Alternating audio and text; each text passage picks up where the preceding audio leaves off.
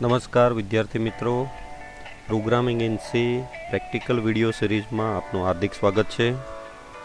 આ વિડીયોમાં આપણે ફેક્ટોરિયલ વેલ્યુ કઈ રીતે કેલ્ક્યુલેટ કરવી તેના વિશે આપણે ડિસ્કસ કરશું. તો ચાલો સૌપ્રથમ પહેલાં ડેફિનેશન જોઈએ. C program which calculate factorial value of A input number, એટલે કે કોઈ પણ વેલ્યુ આપણે ઇનપુટ કરીએ, કોઈ પણ નંબર ઇનપુટ કરીએ તેની ફેક્ટોરિયલ વેલ્યુ આપણે કેલ્ક્યુલેટ કરી અને ડિસ્પ્લે કરવાની છે. તો આ વિડીયોની અંદર આપણે આ પ્રોગ્રામિંગ ફેક્ટોરિયલ પ્રોગ્રામનું ડિસ્કશન કરશું. ધારો કે આપણો ઇનપુટ નંબર 5 હોય તો ફેક્ટોરિયલ પહેલાં તો આપણને ફેક્ટોરિયલ વેલ્યુ કઈ રીતે કેલ્ક્યુલેટ થાય, તો એનું સિમ્પલ લોજિક એવું છે કે જે નંબરનો ફેક્ટોરિયલ વેલ્યુ કેલ્ક્યુલેટ કરવું હોય તે નંબરથી સ્ટાર્ટ કરી અને રિવર્સમાં જતાં 1 નંબર સુધીના બધા નંબરનું મલ્ટિપ્લિકેશન તમે કરો એટલે એનો ફેક્ટોરિયલ વેલ્યુ મળે. એટલે કે આપણે ઇનપુટ 5 કર્યો હોય તો 5 multiply by 4 multiply by 3 multiply by 2 multiply by 1, એ રીતે આપણે જોઈએ તો 120 છે એ 5ની ફેક્ટોરિયલ વેલ્યુ છે. આ રીતે કોઈ એમ કે મારે 10 નંબરની ફેક્ટોરિયલ વેલ્યુ કેલ્ક્યુલેટ કરવી છે તો 10, 9, 8, 7, 6, 5, 4, 3, 2 અને 1 બધા જ નંબરનો મલ્ટિપ્લિકેશન કરી અને જે વેલ્યુ આવે એની ફેક્ટોરિયલ વેલ્યુ કહેવાય. તો ચાલો આપણે પહેલાં સૌપ્રથમ આ પ્રોગ્રામનું લોજિક વિચારીએ. આ પ્રોગ્રામમાં આપણે મેઇન 2 વેરિયેબલની જરૂર પડશે અને બંનેને લોંગ ઇન્ટીજર રાખ્યા છે, કારણ કે ફેક્ટોરિયલ વેલ્યુ છે જેમ જેમ તમે મોટી વેલ્યુ એન્ટર કરતા જાઓ, સપોઝ 10, 15, તો એનો ફેક્ટોરિયલ વેલ્યુ બહુ મોટી સંખ્યા આવે. તો એ ઇન્ટીજરની લિમિટની બહાર હોય જનરલી, એટલા માટે અહીંયા આપણે 2 વેરિયેબલ છે એ લોંગ ઇન્ટીજર છે એ ડિક્લેર કરશું. પહેલો વેરિયેબલ નમ કે જેનું આપણે ફેક્ટોરિયલ વેલ્યુ કેલ્ક્યુલેટ કરવી છે. ફોર એક્ઝામ્પલ આપણે એક્ઝામ્પલ પ્રમાણે હું 5 વેલ્યુ છે એ અહીંયા ઇનપુટ કરું છું અને ત્યાર પછી ફેક્ટ વેરિયેબલ જે છે એ આપણે લીધો છે જેની અંદર ફેક્ટોરિયલ વેલ્યુ હશે. અહીંયા ફેક્ટોરિયલ વેરિયેબલને આપણે 1થી ઇનિશિયલાઇઝ કરશું. 1 એટલા માટે કારણ કે આપણે મલ્ટિપ્લિકેશન કરવાનું છે અને શરૂઆતમાં ફેક્ટની અંદર આપણે 1 અસાઇન કરીએ. તમને ખ્યાલ હશે કે આની પહેલાંના પ્રોગ્રામમાં આપણે સમ લીધા તો એમાં આપણે 0 લેતા. જ્યારે એનું લોજિક અહીંયા છે કે મલ્ટિપ્લિકેશનમાં 1 વેલ્યુને તમે કોઈ પણ નંબર વડે મલ્ટીપ્લાય કરો તો એના આન્સરમાં કોઈ ફેર પડતો નથી શરૂઆતમાં. એવી રીતે એડિશન કરીએ, સમ કરીએ તો કોઈ પણ નંબરમાં 0 તમે એડ કરો ત્યારે એના આન્સરમાં કોઈ ફેર પડતો નથી. એટલા માટે જ્યાં આપણે મલ્ટિપ્લિકેશન કરી અને સેમ વેલ્યુ આપણે એ જ વેરિયેબલમાં સ્ટોર કરવું હોય તો ત્યારે એની ઇનિશિયલ વેલ્યુ છે એ 1 લઈએ. તો અહીંયા આપણે ચાલો નંબર છે એ 5 ઇનપુટ કરીએ છીએ અને બાજુમાં ડ્રાય રન ટેબલ આપેલું છે જેમાં આપણે ઇટરેશન એક્ઝિક્યુટ થાય, લૂપ એક્ઝિક્યુટ થાય પછી મેમરીમાં વેરિયેબલનું સ્ટેટસ શું હશે તે આપણને બતાવે છે. તો સૌ પ્રથમ આપણે જ્યારે એક્ઝિક્યુશન સ્ટાર્ટ કરીએ ત્યારે નમ વેરિયેબલ છે એ 5 છે અને ફેક્ટ વેરિયેબલ 1 છે. આ આપણે લૂપ સ્ટાર્ટ કર્યા પહેલાંનું સ્ટેટસ છે. હવે આપણે લૂપ એક્ઝિક્યુટ કરીએ. એકચ્યુઅલ લોજિક આ છે.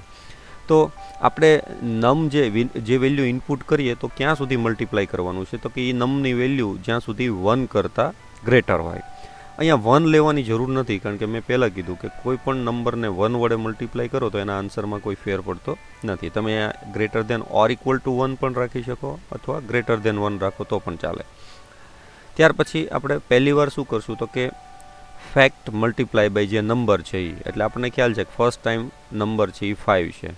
ફેક્ટોરિયલ આપણે અહીંયા 1 લીધેલો છે એટલા માટે 1 મલ્ટીપ્લાય બાય 5 કરીએ તો એનો આન્સર 5 જ આવશે. પણ જો ધારો કે તમે 0 કરો તો આપણને ખ્યાલ છે મલ્ટિપ્લિકેશનમાં 0 એટલે કોઈ પણ નંબર વડે તમે 0ને મલ્ટીપ્લાય કરો તો ઓવરઓલ આન્સર 0 થઈ જાય. એટલે અહીંયા આપણે ફેક્ટ 0 ન લેવાય પણ અહીંયા ફેક્ટ 1 લીધો છે કારણ કે પહેલી વખત જે નંબર આવે એને આપણે મલ્ટીપ્લાય કરી અને એનો જે આન્સર આવી પાછા આપણે સેમ ફેક્ટોરિયલ વેરિયેબલમાં જ અસાઇન કરવાનો છે અને નેક્સ્ટ ટાઈમ જ્યારે લૂપ આવશે ત્યારે આ જે ઓલ્ડ વેલ્યુ હશે અહીંયા આવી જશે. તો પહેલાં 5 મલ્ટીપ્લાય બાય ફેક્ટોરિયલ 1 એટલે 5 ફેક્ટમાં સ્ટોર થશે એટલે અહીંયા 5. ત્યાર પછી આપણે શું કરવાનું છે તો કે 5 પછી 4 નંબર લેવાનો છે એટલે જે નંબર છે એમાં 1 માઇનસ કર્યું એટલે આપણે 5માંથી 1 માઇનસ થશે એટલે નંબરની લેટેસ્ટ વેલ્યુ 4 રહેશે. તો પહેલું ઇટરેશન પૂરું થાય એટલે મેમરીમાં નંબરની વેલ્યુ 4 હશે, ફેક્ટોરિયલની વેલ્યુ 5 હશે. ચાલો આપણે હવે શું કરશું તો કે આ નમ જે 4 થયો એ લૂપ બીજી વાર એક્ઝિક્યુટ થશે. ધારો કે સેકન્ડ ટાઈમ લૂપ એક્ઝિક્યુટ કરીએ તો શું સ્ટેટસ છે, સેકન્ડ ટાઈમ લૂપ એક્ઝિક્યુટ થશે ત્યારે નમની વેલ્યુ 4 છે અને એ પહેલાં કન્ડિશન ચેક કરશે. કન્ડિશન ચેકમાં એ કહેશે કે 4 કન્ડિશન ટ્રુ થશે એટલે ઓલ્ડ જે ફેક્ટની વેલ્યુ હતી, ફેક્ટોરિયલ વેલ્યુ ઓલ્ડ એ 5 છે, નંબર છે એ 4 છે, તો 5 મલ્ટીપ્લાય બાય 4 એટલે 20, અને 20 પાછું આપણે ક્યાં અસાઇન કરીએ છીએ? ફેક્ટની અંદર. એટલે ફેક્ટની જે લેટેસ્ટ વેલ્યુ છે એ 20 થઈ ગઈ, અને નંબર જે 4 હતો એમાં પાછો એક માઇનસ કરશું એટલે નંબરની વેલ્યુ 3 થઈ જશે. ફરી પાછું લૂપ જે છે એ થર્ડ ટાઈમ એક્ઝિક્યુટ થશે. તો ચાલો થર્ડ ટાઈમ એક્ઝિક્યુટ થાય ત્યારે શું સ્ટેટસ થશે? તો કે 3 ગ્રેટર દેન 1, કન્ડિશન સાચી થઈ. પાછા આપણે અહીંયા આવશું, ઓલ્ડ વેલ્યુ ફેક્ટની કેટલી છે? 20, તો 20 મલ્ટીપ્લાય બાય નમની વેલ્યુ 3 છે એટલે 20 મલ્ટીપ્લાય બાય 3 એટલે 60, એટલે ફેક્ટની અત્યારે લેટેસ્ટ વેલ્યુ જે છે એ 60 થશે. ત્યાર પછી નમને પાછી એક વેલ્યુ માઇનસ કરશું અને નમ હવે 2 થઈ જશે, એટલે લેટેસ્ટ વેલ્યુ નમની 2 છે. ફરી વખત ફોર્થ ટાઈમ આપણે જ્યારે લૂપ એક્ઝિક્યુટ થશે ત્યારે એ ચેક કરશે કે 2 ગ્રેટર દેન 1, કન્ડિશન ટ્રુ છે. ઓલ્ડ વેલ્યુ ફેક્ટની 60 છે, 60 મલ્ટીપ્લાય બાય 2 એટલે કે 120, 120 જે છે એ ફેક્ટમાં લેટેસ્ટ સ્ટોર થશે. ત્યાર પછી 2 માઇનસ 1 એટલે કે નમની વેલ્યુ 1 થશે.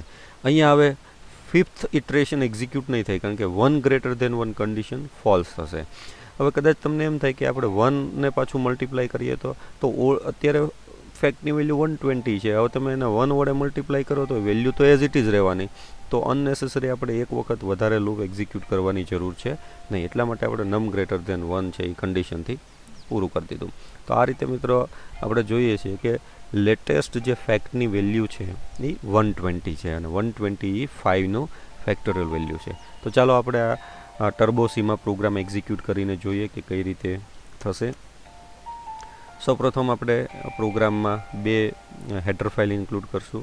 ત્યાર પછી વેરિયેબલમાં લોંગ ઇન્ટીજર તરીકે જે નંબર આપણે ઇનપુટ કરીએ એ નમમાં સ્ટોર કરશું. એનો એક ફેક્ટોરિયલ લીધો છે. ક્લિયર સ્ક્રીન કરશું. ફર્સ્ટ આપણે યુઝર પાસેથી કોઈ એક નંબર લઈશું, એન્ટર એની નંબર, અને જે નંબર ઇનપુટ કરશે એ નમ વેરિયેબલમાં સ્ટોર થશે. ત્યાર પછી પ્રિન્ટએફ ફેક્ટોરિયલ વેલ્યુ એક આવો મેસેજ આપશું આપણે યુઝરને, એટલે ખ્યાલ આવે કે આઉટપુટમાં આપણે કયા વેલ્યુની ફેક્ટોરિયલ કેલ્ક્યુલેટ કરીએ છીએ. ત્યાર પછી આપણે જે ડિસ્કસ કર્યું એ પ્રમાણે વાઇલ લૂપ ચલાવશું કે નંબરની વેલ્યુ જ્યાં સુધી ગ્રેટર દેન 1 હોય ત્યાં સુધી ફેક્ટોરિયલ વેરિયેબલની અંદર એ નંબર આપણે મલ્ટીપ્લાય કરશું. અહીંયા મેં વચ્ચે પ્રિન્ટ કર્યું છે, પ્રિન્ટ છે એ નંબર કર્યો છે, એટલે ફર્સ્ટ 5 હશે તો પહેલાં 5 પ્રિન્ટ થશે. સેકન્ડ ટાઈમ પછી નંબર માઇનસ થશે એટલે 5માંથી 4 થશે, પાછું 4 છે. અહીંયા આ સ્ટેટમેન્ટ નમ માઇનસ લખો અથવા તો નમ ઇઝ ઇક્વલ ટુ નમ -1 લખો, બંને સ્ટેટમેન્ટ સેમ જ છે. એટલે આ બે વસ્તુ આપણે સેમ જ છે, પણ પેલું શોર્ટ ફોર્મમાં આપણે લખેલું છે. તો આ સ્ટેટમેન્ટ લખો તો પણ ચાલે અથવા તો નમ માઇનસ, એટલે 5 પછી 4 થશે, 4 ગ્રેટર દેન 0 કેલ્ક્યુલેટ થશે, પછી 4 પ્રિન્ટ થશે. ત્યાર પછી 3 આવશે, 3 ગ્રેટર દેન 1 કેલ્ક્યુલેટ થશે, 3 પ્રિન્ટ થશે.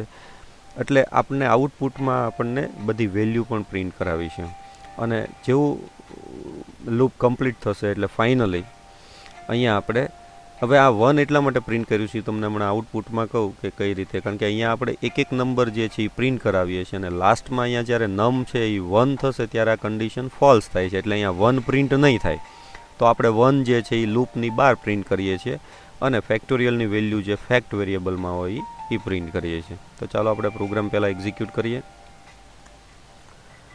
ઓકે, તો ચાલો આ પ્રોગ્રામ આપણે પહેલાં એક્ઝિક્યુટ કરીએ. Control F9. હું નંબર આપું છું 5. તો જેવો 5 કરશો એટલે તમને અહીંયા આઉટપુટમાં જ બતાવશે ફેક્ટોરિયલ વેલ્યુ 5 એક્સપ્લેનેશન સાઇન, પછી 5 મલ્ટીપ્લાય બાય 4 મલ્ટીપ્લાય બાય 3. એટલે આવું એક ફોર્મેટેડ આઉટપુટ લાવવા માટે આપણે અહીંયા પ્રિન્ટએફની અંદર અહીંયા જે આવે છે જેમ નંબરની વેલ્યુ હશે એ એક નંબર છે આપણે અહીંયા પ્રિન્ટ કરીએ છીએ. અને ત્યાર પછી અહીંયા 1 લખવાનું મિનિંગ એટલા માટે છે કારણ કે અહીંયા આપણે જેવું 1 છે એ ચેક કરાવતા નથી, એટલે 1 આવશે ત્યારે કન્ડિશન ફોલ્સ થશે, એટલે 1 અહીંયા પ્રિન્ટ નહીં થાય, તો એ પ્રિન્ટ અહીંયા આપણે મેન્યુઅલ કરાવ્યું છે, બરાબર. બાકી તમે અહીંયા ઓર ઇક્વલ ટુ કરી નાખીએ તો અહીંયા જરૂર છે નહીં. ફરી વખત આપણે કોઈ બીજો નંબરથી એક્ઝિક્યુટ સપોઝ 10 નંબર હું એન્ટર કરું તો મિત્રો આપણને આ રીતે 10 multiply by 9 multiply by 8 7 6 5 up to 1 સુધીનો આન્સર બતાવશે. તો આ રીતે આપણે કોઈ પણ વેલ્યુનો ફેક્ટોરિયલ કેલ્ક્યુલેટ કરવો હોય તો આ રીતે કરી શકીએ. મિત્રો આશા રાખું કે સમજાયું હશે. અને આ વિડીયોમાં આપણે જે ફેક્ટોરિયલનો પ્રોગ્રામ ડિસ્કસ કર્યો તેનો સોર્સ ફાઇલ જે છે એ આ વિડીયોના ડિસ્ક્રિપ્શન પાર્ટમાં આપેલી છે. તમે તે ડાઉનલોડ કરી પોતાની જાતે પ્રેક્ટિસ કરી શકો. આ ઉપરાંત ડિસ્ક્રિપ્શન પાર્ટમાં પ્રોગ્રામિંગ ઇન સીના ગુજરાતી સિરીઝના થિયરી અને બધા જ પ્રેક્ટિકલ વિડીયોની લિંક પણ આપેલી છે, જે તમારા રેફરન્સ માટે. મિત્રો, આવનારા પ્રોગ્રામ્સની અપડેટ મેળવવા માટે ખાસ આ વિડીયોને આપ સબસ્ક્રાઈબ કરો, લાઈક કરો અને તમારા ફ્રેન્ડ્સને શેર કરો, જેથી તેઓ પણ મેક્સિમમ આ પ્રોગ્રામિંગ સી સબ્જેક્ટ્સનો બેનિફિટ લઈ શકે. ફરી પાછા આપણે નેક્સ્ટ વિડીયોની અંદર એક નવા જ પ્રોગ્રામ સાથે મળીશું, જેમાં આપણે ફિબોનાન્સી સિરીઝ જે છે એ કઈ રીતે જનરેટ થાય, રાઈટ. ફિબોનાન્સી સિરીઝ કોને કહેવાય અને ફિબોનાન્સી સિરીઝનું લોજિક શું હશે તેનું ડિસ્કશન આપણે આવતા પ્રોગ્રામમાં કરીશું. અહીંયા આપ્યું છે કે ફિબોનાન્સી સિરીઝ તમારા ચોઇસ પ્રમાણે તમે એન્ટર કરો 15, તો 15 નંબર સુધીની ફિબોનાન્સી સિરીઝ કઈ રીતે જનરેટ કરવી તેનું ડિસ્કશન આપણે આવતા વિડીયોમાં કરીશું. સો મિત્રો, thank you very much. Thank you.